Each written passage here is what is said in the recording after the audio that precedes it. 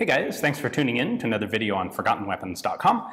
I'm Ian McCollum, and I'm here today at RWGŁ-2 in Katowice, Poland, taking a look at some interesting Polish small arms. Specifically today, we are taking a look at the second developmental pattern of police tear gas launcher that was developed for Polish riot police in the 1960s. So the Polish riot police were formed in 1957 after the Poznań massacre. Polish government had to respond to that event with the military. They decided, we'd really rather have a police unit to do this. And so they developed a riot police squad. Well, the next time there were actually serious public unrest riots in Poland, the new riot police squad responded. This was in 1968. And the problem that they ran into was they couldn't throw tear gas grenades as far by hand as they would really like to. And so they decided that they needed some sort of tear gas grenade launcher and developed a couple of experimental versions before finally settling on a design to put into mass production. Well, this is the second of their experimental versions, and this is largely based on what do we have lying around that we can convert into a tear gas grenade launcher. And this one is based on the Mosin-Nagant and some AK bits welded onto it. Let me show you up close. The basic concept here was to start with a Mosin-Nagant receiver as your, well, pre-constructed locking system, receiver, firing system, etc. They bent the bolt handle down to make it a little bit more convenient. They went ahead and fabricated a new lower frame, more or less. You can see right back here that this has been just kind of molded to match the rear tang of the Mosin receiver. I can go ahead and pull the bolt out. You can see that we have a Mosin sear still in there. That's been connected to just a new generic trigger.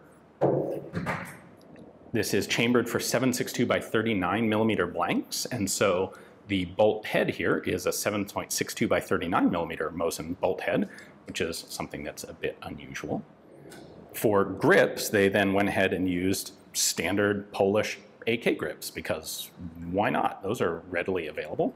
So it's one in the back and one in the front. So held on to just like so for firing. Worth pointing out that these use full power rifle grenade launching blanks, so there's quite a bit of energy in here.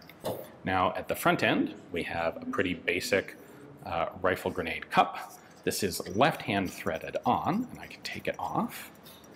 This is clearly taken from an AK muzzle device of some sort, because it's got the little notches for the locking pin on the AK front sight tower, and that's of course why it's left-hand threaded. And there's the end of the barrel down in there. This magazine fits really tightly in this particular example. The magazine used for the tear gas rifle is the same as the magazines that were used for the Polish military rifle grenade launching rifles. So they're only a 10-round capacity, and they have a spacer, a block in the front of the magazine. The idea there is, since your grenade launching blanks are a bit shorter than live cartridges, that spacer prevents you from loading live rounds into a grenade launching mag, because it'd be really bad to have a live bullet fire into the back of a rifle grenade or even a tear gas grenade. Now, that spacer only works after you've got the first couple of rounds loaded, so I can actually load 2 rounds of live ammunition before the tip of the first bullet hits the spacer, but that's the concept here. There were very few of these launchers made, less than 100 of them, because this was still a developmental design and it didn't really meet all the criteria for what they wanted. What they would end up adopting is something that was actually more significantly based on the AK, specifically on an AK receiver instead of a Mosin-Nagant receiver. We'll have one of those for a later video. Hopefully you guys enjoyed taking a look at this funky kludge of a gun.